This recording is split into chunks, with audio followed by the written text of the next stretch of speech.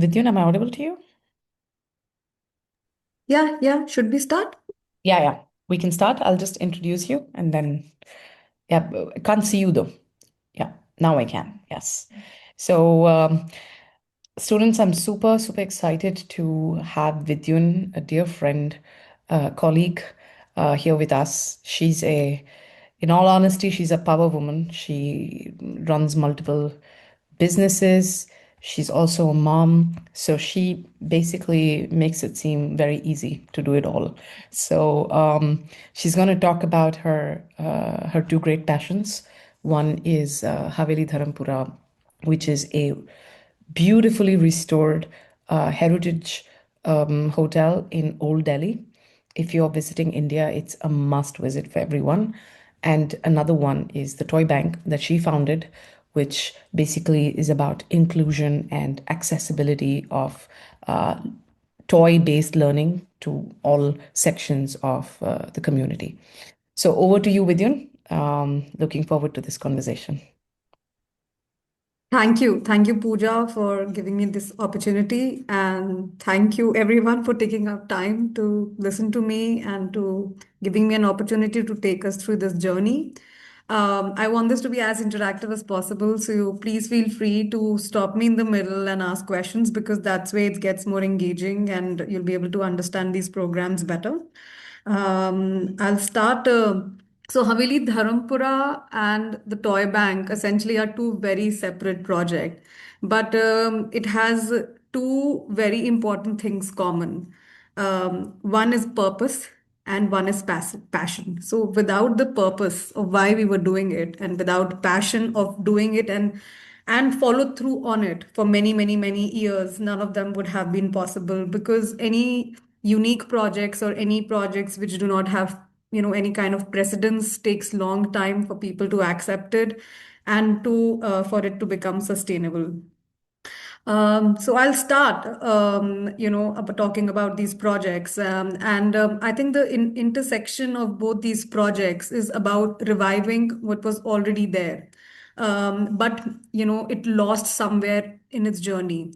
With the Haveli Dharampura, the glory and the charm of Old Delhi was lost, and which was what we were trying to revive. And with Toy Bank, essentially, we were trying to revive the lost childhoods. And we'll see how it happens. And I'm sure more ideas will come from all of you, and we'll be able to implement them. So, Toy Bank essentially, I started when I was in school, when I was in grade 10th or 11th grade. I don't know if you have the same equivalent. So, basically, I was 16, 17 years old, and I used to go with my father to the slum areas nearby and, collect toys from my own family because I used to stay in a big joint family. And essentially started this collecting old toys and redistributing them. That's the simplest story of how Toy Bank started. And Haveli Dharampura started with my father's love story with Old Delhi. He was deeply, madly in love with Old Delhi, and he was almost crying looking at the state of Old Delhi. And it started with his passion, which followed to me. And now it's ironical that at some point I was really against the project and I run it now. So I'll start with the Toy Bank journey and what we did there. So Toy Bank essentially started, like I said, is a very simple project of collecting old toys, refurbishing them, and redistributing them amongst underprivileged children. So essentially, we just started as a bridge between people who have to people who need. And toys may look to you that something which may be accessible to all. Well, India, it wasn't really so. Even today, if we go into the rural India, there are lots of children who may never have seen toys, and they literally are scared to touch them, that in case they break them, what will happen? So in 2004 to 2008, I had just started college and I used to sit in there used to be probably mobile phones had just started. I used to sit in my college calling booth and call the school principals to come there and, make me meet the private school's principals, and wherein we encourage the privileged children to donate their old toys. These toys were then collected and then they were redistributed amongst underprivileged children in Delhi.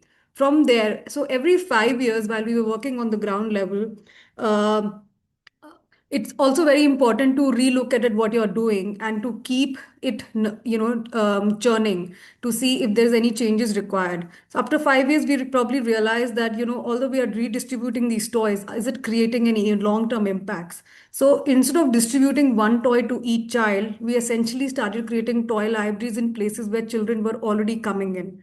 Now, toy is a very loosely used term.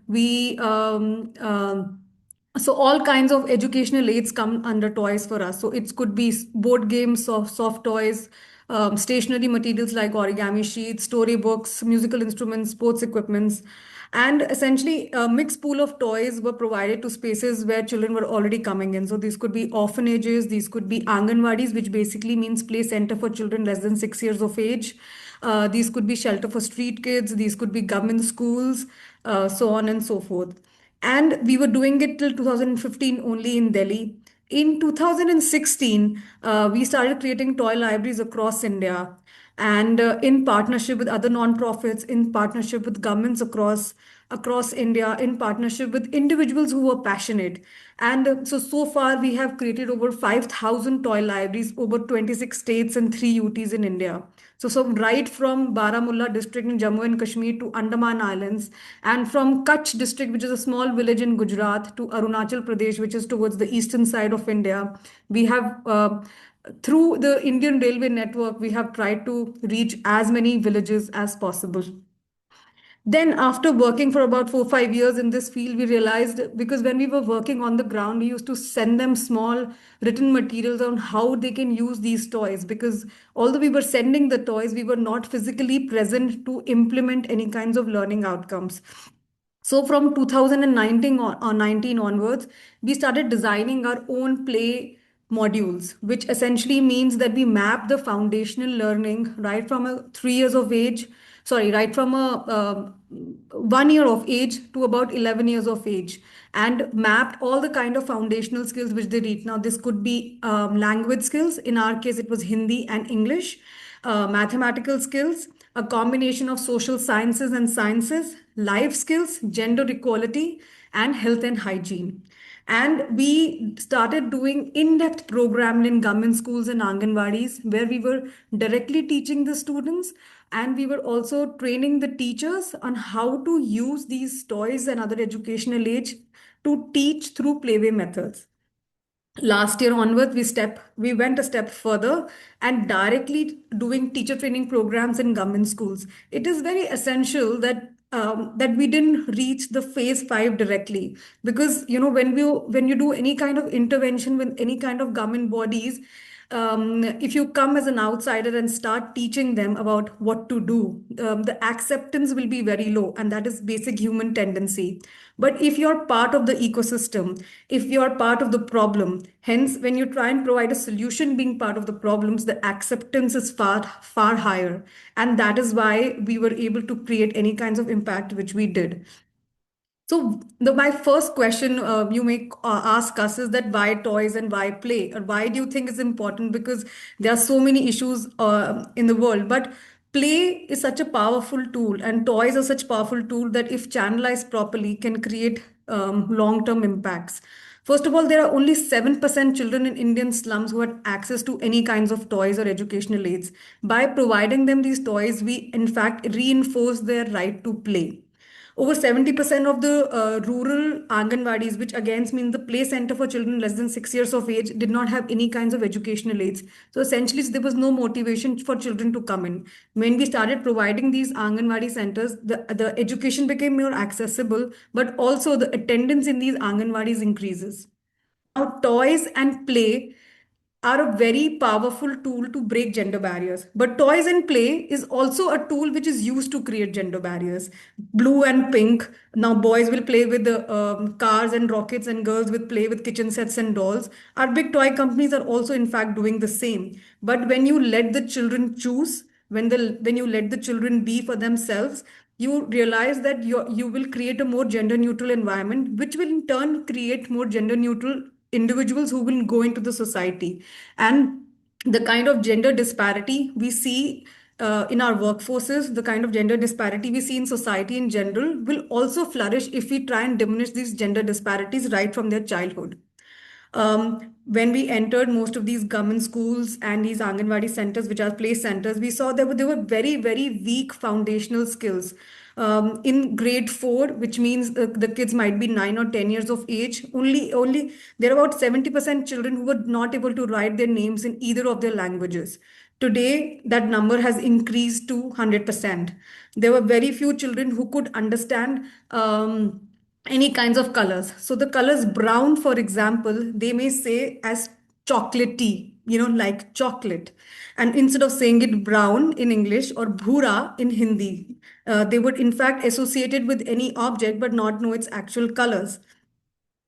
So hence, when we start teaching through the playway methods, which is in fact it's ironical that after 100 years, the education system, not just in India, around the world, is very weak. It's still how it used to be 100 years ago. And although we are talking about AI, but we are education system is still the same. So how we teach and teaching through playway methods increases attention. It makes the learning more fun and since the boring curriculum goes out, the retention stays very strong, and hence we were able to make the curriculum very engaging. Similarly, when you teach through playway methods, the social skills also improve. You teach cooperation while we are working in groups. You teach patience, and you also teach them about their own emotions. A lot of times children cry when they're angry, they cry when they're upset, they cry in any situation because they are not able to differentiate between the different emotions. Forget children, I'm sure a lot of adults are also not able to differentiate. So hence teaching emotions right at the early age group helps them to channelize their emotions better. Lastly, I think teacher training, although the government school teachers are the most qualified ones, but when you stop engaging with them, they also become in some way rotten. And hence, it's also important to keep churning the cycle. So the SDGs which we are working on for the toy bank are good health and well-being, quality education, gender equality, building sustainable cities. Now, why sustainability? Is because essentially the toys which we are using for creating our toy libraries and playroom are pre-loved toys. So by increasing the life cycles of these toys, we have actually saved about 380,000 tons of carbon footprints in India. So this is how our process works. Our toys are collected through various ways. We do call toy collection drives in private schools, which are, for the more privileged children. We do toy collection drives in corporates. There are collection centers which are run by individuals and people can come and donate toys.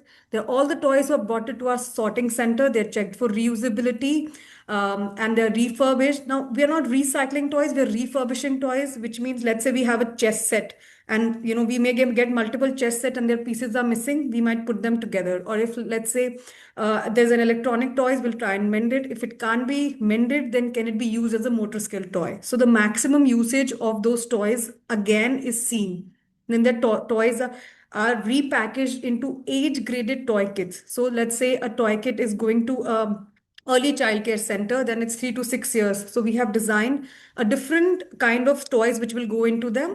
Will be more motor skills toys and will be more talking about alphabets and numbers and more simpler toys. And whereas if we go to a government school which is age graded between 3 years to 11 years of age, we'll probably put in more puzzles, more sports equipments, more musical instruments, etc. Then they're transported across India, created into toy libraries and safe playroom, and then we teach through playway methods. So these are the pillars which we are focusing on: right to play, social emotional well-being, learning through play, sustainability, and building capacity of teachers. There are two programs which we are currently running. I keep using this term Anganwadis. Anganwadi centers are again those centers. They are basically early childhood care and education centers which are developed by the Indian government in every possible village. Mostly you will see one village to the next village is about 30 minutes away. So every 30 minutes you will probably find an Anganwadi centers. And these centers were, although developed for early childhood care and education, have now become a center where everything is happening, like midday meals are happening, mother lactation programs are happening, COVID programs are happening. They become the frontline workers, they become the election workers, but nothing is happening on early childhood care, and the reason is they do not have any kinds of aids. So when you supply these aids, they become the reason why children keep coming back to these Anganwadi centers, and the education starts happening. The playroom program is done in government schools from age um, 3 years of age to 11 years of age. So basically nursery to grade 5. I'll talk about the Anganwadi program. Does anybody have any questions so far? Any questions, students? All good, Pooja? Yeah, all good. Okay, all good. Yeah, feel free to unmute yourselves or just raise your hand if you have any question. Yeah, we can Okay, continue. I'll go ahead. So Anganwadi's program, like I said, is for 0 to 6 years of age. So we work in clusters of Anganwadis. So say 50 to 100 Anganwadis in one district in one states. And we provide them with the toy kits. We provide them with mats to sit on. And we provide them with curriculum with the Anganwadi's trainers. We provide them with the curriculum. They are like the teachers there.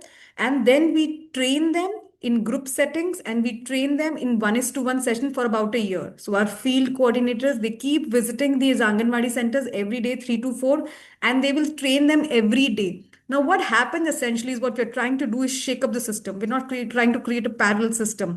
I feel that everywhere in the world, more than the infrastructure, there's a problem of implementation. And when you shake up the system, you use the existing infrastructure to make the system better. And that is what we are trying to do. So these are some of the photographs from the Anganwadis. So what is the impact we see here? I think the first impact we see is increase in attendance, because children are motivated when they have toys and educational aids. Anganwadi workers, which are their teachers, they are able to help the children better with the help of the aids. The parents are motivated to send the kids, hence increasing attendance is the first impact we see. Then there is an improvement in how, in their motor skills by their ability to kick, catch, throw a ball, build a tower of 4 or more blocks. Improvement in their cognitive skills by their ability to talk about colors, numbers, simply look at the pictures in a book and talk about them. Improvement in their pre-reading skills by their ability to identify alphabets and numbers. And improvement in their communication skills by their ability to talk about themselves and the things around them. So this is the Anganwadi program. I'm going to talk about the Playroom program now. This program was started in 2019. We run this program in 7 government schools in Delhi. Every school has about 500 students. So on an average, we are working with 3,500 students daily to teach them through Payway methods. Now, these again, the beneficiary is about 4 to 11 years of age. They have over 150 varieties of toys and educational aids in every playroom. Every playroom has one dedicated play teachers who on Toy Bank's payroll, but they work inside the government schools. And every day, every class comes in one by one, and we do 45-minute sessions with them on foundational learning and on social emotional well-being. So this is how the before and after images of a playroom looks like. We do an MOU with the government, and then we take over one of the classrooms and design it into a playroom with child-friendly furniture, colorful walls, and over 150 varieties of educational aids. These are some of the photographs from the playroom.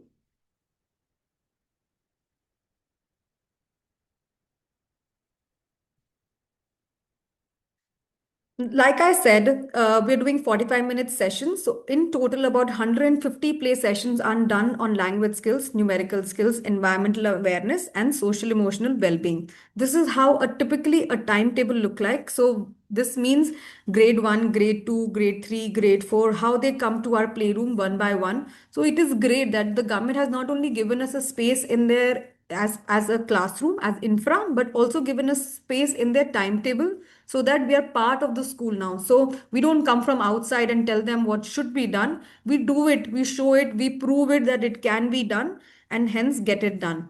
But why does the playroom concept works? It works firstly, and sometimes I ask my play teachers that if we shut this program, what will happen? I think the first thing which does this playroom creates a safe space for them. Space in many ways. First of all, in most of these government schools, boys and girls sit separately with each others in rows. So when they come to these playrooms, this is the first time they'll be mingling with each other. They'll be playing together. They'll be one. Secondly, They this is the first time they have freedom to choose. So they're not choosing basis gender, they're not choosing basis age, they're not choosing because somebody's telling them to pick something. They are free to choose themselves.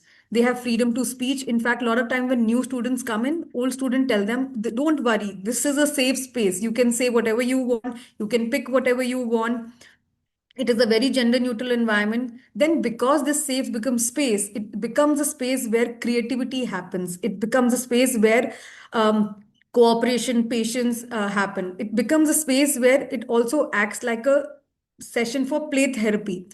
um, there's a girl who used to come to our playroom, and she used to bang her head against the wall every single day, every time she used to come, and never engage in these play sessions. So the play teacher started giving her puzzles to solve. So she used to sit in one corner.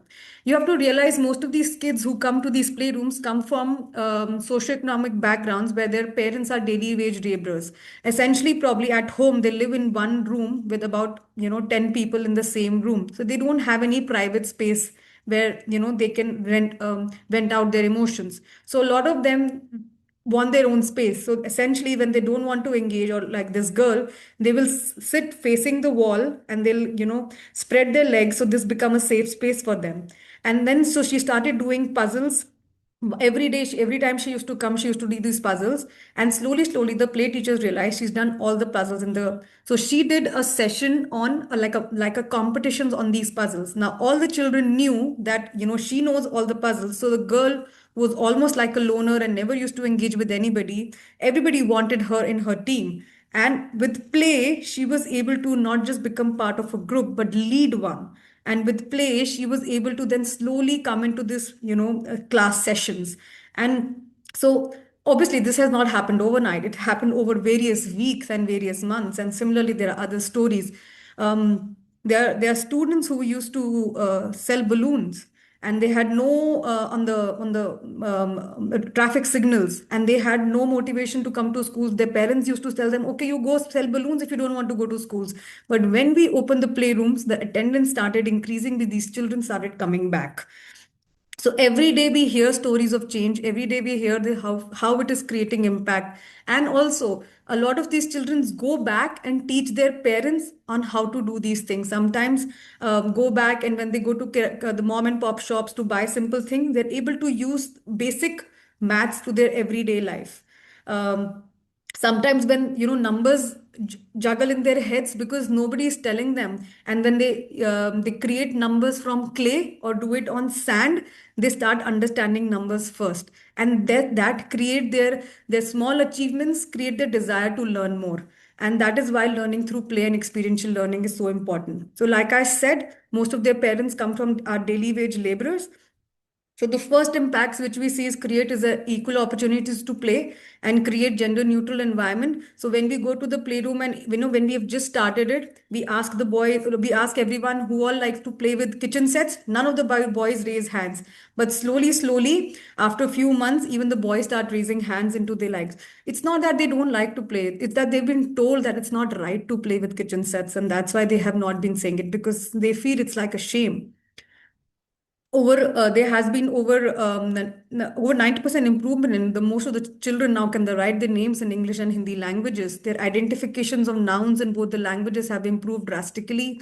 Their mathematical operations and how they put that to everyday life have improved dramatically. Their knowledge on things around them, whether now same toys can be used to teach different sets. For example, we use chess boards to teach fractions and also to teach chess. We use animal figurines to teach sometimes colors and sometimes to teach about super senses. So how these aids could be used to teach various things. But so every playroom, we every year we do a learning assessment, and sometimes it's possible that we're working with grade 5, but we pick up modules from grade 2, because our idea is not to finish the curriculum. Our idea is that their learning levels improve every year. So every section, every class, we do a assessment for about 30% of the class to see where do they stand in terms of foundational skill and also in terms of emotional stability, and work on them individually like that. Lastly, teacher training, which was the initial idea that these programs start getting adapted, they become self-sustainable. So every teacher who's actually teaching in these government schools, they're learning passively because they come to our playrooms with the children. Then some of these teachers who are proactive, they will start asking, "Oh, can I have that aid to teach?" And that's how the balls keeps rolling. And then slowly, slowly, when we feel that they are ready, we start doing quarterly teacher training workshops. These are some of the photographs of the teacher training workshops. So the girl on the left is actually the play teacher, and the two women on the right are actually the government school teacher. But because even though the girl is very young, but because she has shown in her school in the probably 2 3 years she would have worked there that um, changes through play is possible. That now the teachers have accepted to learn from her. So essentially, this is the impact we have created. Over 5 lakh children have been impacted. Over 15 lakh toys have been refurbished. We have created over 5,000 toy libraries, saving about 3 lakh 86,000 of carbon footprints in India across 26 states and 4 UTs. But now, instead of trying to scale more, what we're trying to do more is do more in-depth learning through play. So not just focus on right to play, but also focus on learning through play. In short, our focus have been bringing gender neutrality into the classroom, having sustainability, teacher training, and holistic development of students. I'll move on to the next program. Does anyone have a question on this one so far? I just wanted to add one thing with you. I think that for me, the outcome of learning through play, especially because it's addressing a very important aspect in India, which is learning to be gender neutral. Yeah. I feel that the greatest impact, and probably it's something that you will test going forward, is reduction in violence against women. I Yes. think that is the major problem that we have, and it's not only in India, it's all over the world, violence against women. And I feel that bringing them to learn this from childhood, getting them together in rooms, getting them to understand being gender neutral, I think is going to impact hugely. It's going to reduce violence a lot. This is my hunch. Also, I think because it's happening in their own homes, right? The gender Yeah. divide. So sometimes it happens that there are two siblings from the same class, same family, one girl, one boy, coming to our playrooms. One come after having breakfast, obviously the boy, and the one comes after eating nothing. I don't think the girls even feel that she's being wronged because she's been groomed into feeling that that's normal. Normal. Yeah. And when we start questioning that, they go back and start questioning it. And I think every change starts from questioning what is wrong. And Absolutely. I think that those are the small impacts, as I said, it will create in the society. No, I think it will be massive. Look, given the amount of students or children that you're impacting, and you are going to continue to impact, and once they grow up, I think it's going to be quite massive, and it's so much necessary right now. We're making so Yeah. much progress in India, GDP and everything, but culturally we are not. We need Yeah. this. Yes. We need that cultural growth as well, and I Yeah. think it's a very powerful thing. Thank you. Thank you. Any other question, anyone?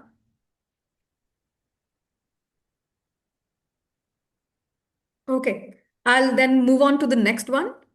And the project is called Haveli Dharampura. Haveli in itself means a mansion.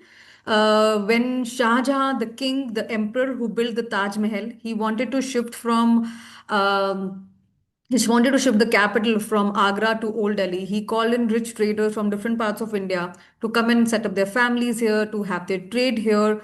So they were basically meant for traders. These are basically homes of traders. But although we, saved our forts and palaces, we forgot to save our own homes. And Old Delhi used to have thousands of Havelis like this. But now few hundreds are left. And Haveli Dharampura and Golden Haveli, which I'll talk about, are the only two which have been completely restored. So Shahjahanabad or the Old Delhi, which has the beautiful Red Fort on one side, Jama Masjid on the other side, and Fatehpuri Masjid on the third side.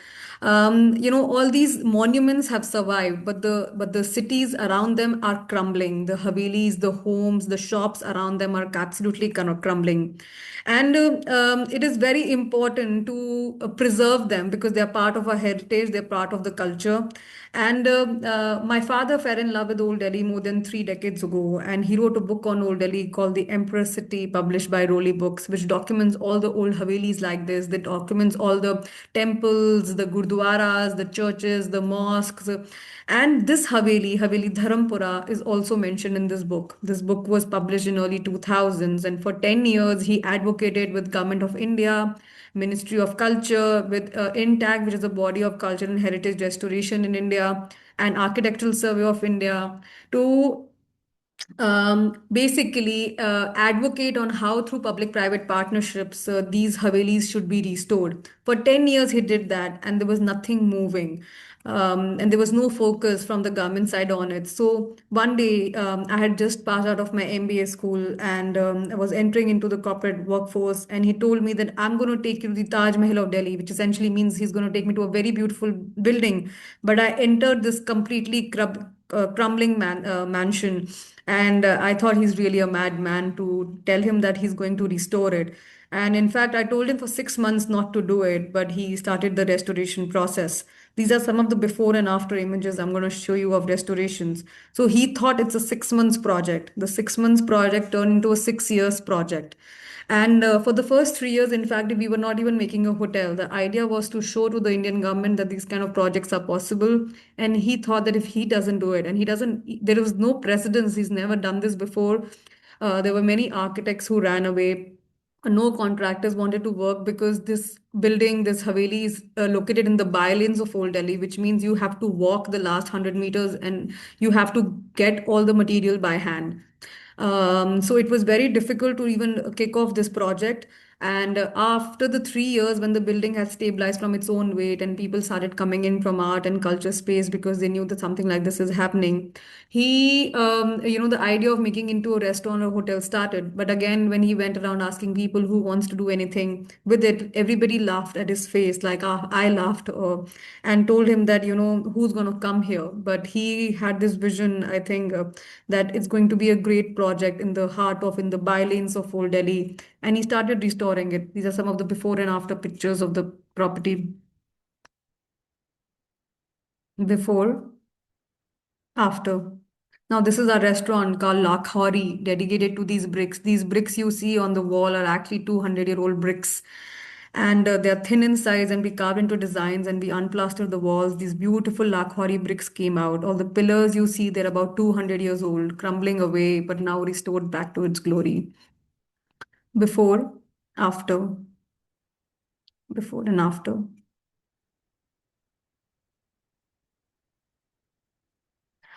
So this is a very interesting project because these kind of projects, they again shake up the whole system. So not only this 200-year-old Haveli was restored, but it was put to an adaptive reuse by reconverting it into a hotel and a restaurant. And by doing that, it became like a self-sustainable model, because otherwise you would have to keep restoring it again and again if you don't make the model self-sustainable. But what the Haveli did is we not only respected the Haveli, we respected the surroundings around it. And I think that is very crucial when anybody taking up such projects, because a lot of people do these projects, but they forget that they exist there because of those surroundings. So the four lanes around it, so Old Delhi has a lot of wires hanging, etc. It's the streets are slightly dirty. So we put all the electrical wires underground. We rebuild the road ourselves. We put the street lights in. We put the dustbins in, and we do that almost every year. We rebuild the road, but not just that. We put in sweepers, our own sweepers, so that who they keep the surroundings clean. All the four lanes around it are clean. And by seeing that, in fact, INTACT, which is again a body on cultural and heritage restoration of India, in 2018 pitched for Old Delhi to be declared as a World Heritage City. It did not win, but this is the only example of how an entire ecosystem could be restored. Then again, when you sustain something like this, you generate employment. employment for the people who are working inside the property, but also for people around it. So what happened is that when we reopened the space, the economy of the space built in ourselves. Now today we have 10 shops which have opened around the Haveli. Shops selling artifacts, shops selling, those woolen shawls, selling carpets, selling jewelry, small mom and pop stores selling, those cold drinks, etc. have come in. And hence there is a community development which happens around it, and they further create more employment for the people who are working in their shops. Moreover, there was no precedence when we were doing the restoration work, so it started creating a precedent into how these kind of projects can be done and they can be made sustainable. Then the preservation is not only of the building, which is the tangible heritage, it's also of the intangible things we do. The food we serve there is old Delhi cuisine, so there's the culinary heritage is restored. Then the art and crafts in terms of the musical, the cultural performances which will happen, the Kathak dance which happens, the kite flyings which happens every day on the terrace, the musical performances in the evenings which happens. And lastly, we try and keep the wastage of any kind of plastic consumption. So we don't do any food packaging. Every day we have fixed reservations, so we know how many people are coming in, and only that much food is prepared fresh every day. So there is no kind of wastage. Everything is sustainable. There are no plastic plates or anything like that getting used. So it's a holistic project into creating not just one kind of sustainability, but a completely holistic, sustainable model. We are in fact the first building in entire Delhi NCR region to win a UNESCO award for cultural and heritage restoration. And the reasonings that we have respected the area, we have respected the building and put it to adaptive reuse. So Haveli Dharampura has about 14 rooms. They're all named after the different gates and markets of Old Delhi. These are some of the photographs of Haveli Dharampura project.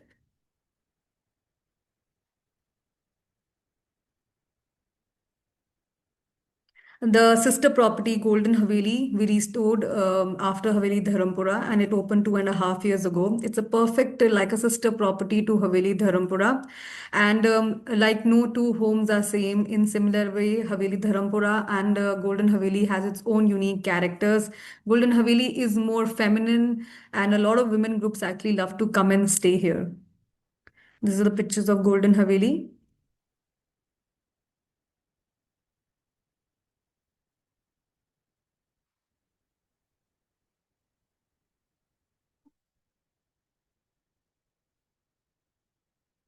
Like I was telling about, culinary experiences become a very integral part of doing intangible culture and intangible heritage. So Lakhwari, our in-house restaurant, serves old Delhi cuisines and street foods in a hygienic fine dining setup. These are some of the photographs. In fact, a lot of guests come to us who are not even staying with us. They come for just dining experiences with us.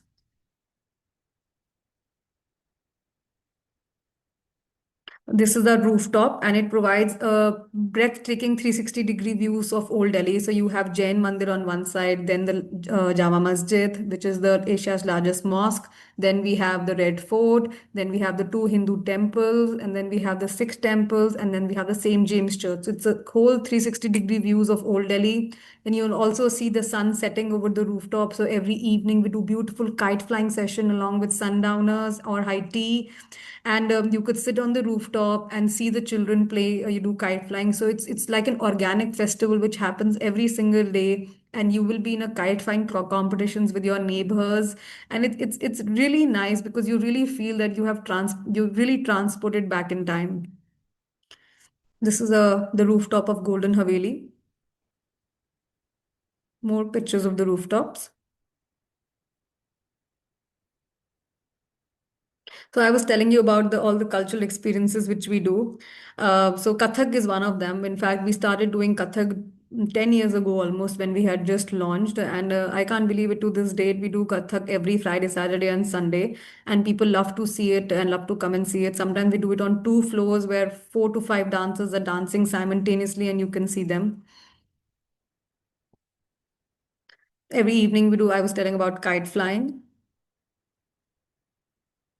Then every Monday, Tuesday, Wednesday, we have live classical music. Someday we have sitar, someday we have tabla, someday we have flute. So every day there's a different music. So people can experience different kinds of intangible heritage. Every Thursday we have the Ghazal night, which is a sing-song form of music. Then also the areas around, people come and see. They would love to, go and have the sights of Old Delhi, have the smells of Old Delhi, the colors of Old Delhi. So we do this beautiful food walk where you'll get street food, where you'll get deserts of Old Delhi, and people love to go around and taste different food. Then we also do the Old Delhi sights and sound trip, which is like a heritage walk, and it takes you to the hidden Havelis, it takes you to the hidden temples of Old Delhi. So it takes you to the spice market. So Old Delhi has the largest wholesale markets for spices, for bicycles, for clothes, for almost everything. And every violin will tell you a different story. Every violin will have a different smell, a different sense, and it's almost like traveling back in time. So in this cacophony of Old Delhi, you will still feel so much calm. Lastly, we do a lot of textiles workshops where we now tell travelers about the different textiles which are there in India, and the different kinds of art which you can do textiles. Like there is a Madhubani art, there is Gondh art, and all of this is possible to do on our textiles. Lastly, pigeon flying is not something which we do ourselves, but pigeon flying is a popular sport in Old Delhi, and you can watch it from our terrace. And with a whistle and a stick, people control these pigeons and they go round and round and they come back. So you can spot that from our terrace. So this is from my side. I'll be happy to answer questions. Mm, I have a question. Before the restoration, were there people living in the Yes. So I think one of the factors which also makes these restorations of these kinds of homes especially difficult is because these are inherited homes.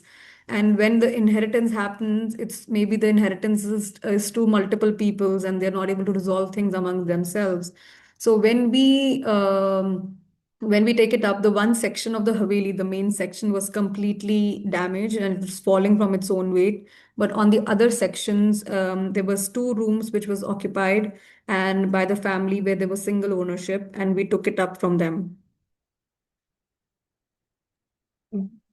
Okay, but what happened to them? Like, because I have had a conversation like 2 years ago with someone who also does restorations of historical places, and he mentioned that, or I remembered while you were talking that he once mentioned that often the people who originally lived there are kind of being like left aside and not really considered because at the end it's like cultural also the people, right?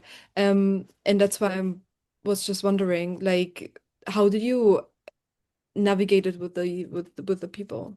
So basically, they wanted to sell because for them, this was a very large building which they were not able to maintain. They also needed money to move out and build their home somewhere else.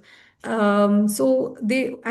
I think one of the factors they did sell it to us is because they did not want somebody to break the building. So although this is a declared heritage property, and so are other Havelis in Old Delhi, a lot of these buildings get broken down overnight, and people say, oh, they fell because they were old. But actually, people break them up. But the owner really wanted someone who will not break the property up. And still, we wanted to restore it. He gave it to us. I mean, he sold it to us. Okay, yeah. I think it's a very beautiful project because um like in Pakistan where my family is from, there's this village where we also have a family house that we're actually restoring, that my family said restoring right now. And I think it's such an important thing, especially for like the younger generation to just have the cultural side preserved and continued and lived. I think I I'm gonna be there eventually. Which part of Pakistan is this? It's close to Islamabad, so more in the north. Exactly. Okay, so because I have been to Pakistan and I have as an exchange student, and it's very ironical that there's a place Rawalpindi. I actually Yeah, found exactly. something. It is Rawalpindi. Yeah. Oh, so Funny. I have actually found so one of the girl who was there on a cultural exchange program with me. Her great grandmother had, came to India during the partition, and she wanted to find the Haveli. And in fact, we had almost 50 people walking behind us because we kept asking them with, we had few signals which were not there now because that's what she remembered. But we kept asking people, and after 3 hours of going through the bylanes of Rawalpindi, which is quite like Chandni Chowk actually, because I've been there. And we actually found the Haveli. Wow. Yeah, thank you. Thank you. Anyone? Any other questions? Also, just to note to everyone, the Toy Bank project is actually open for all of you if you want to be a part of it, for us to work together as a Vidyun will be our project partner. So you can, in fact, help create basically, I would say, positioning in deck so that we get more funding and grants for the project. And I think it's a very, very special project. Also, think about how the toy bank actually can get corporate grants and funding, maybe even from Europe, because Europe has huge supply chain from India. So try to make that connection between how this could actually play a role in CSR activity. So I welcome anyone interested to be a part of this. We will be opening this project next for the spring semester next year. So I'll keep you all posted.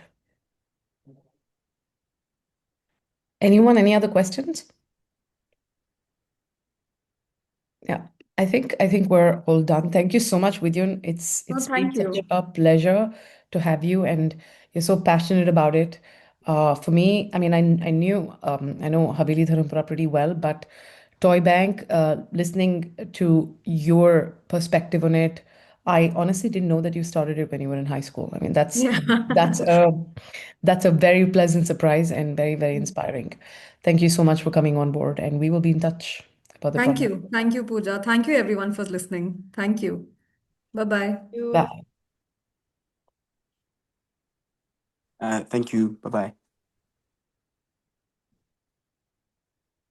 Bye. Thank you.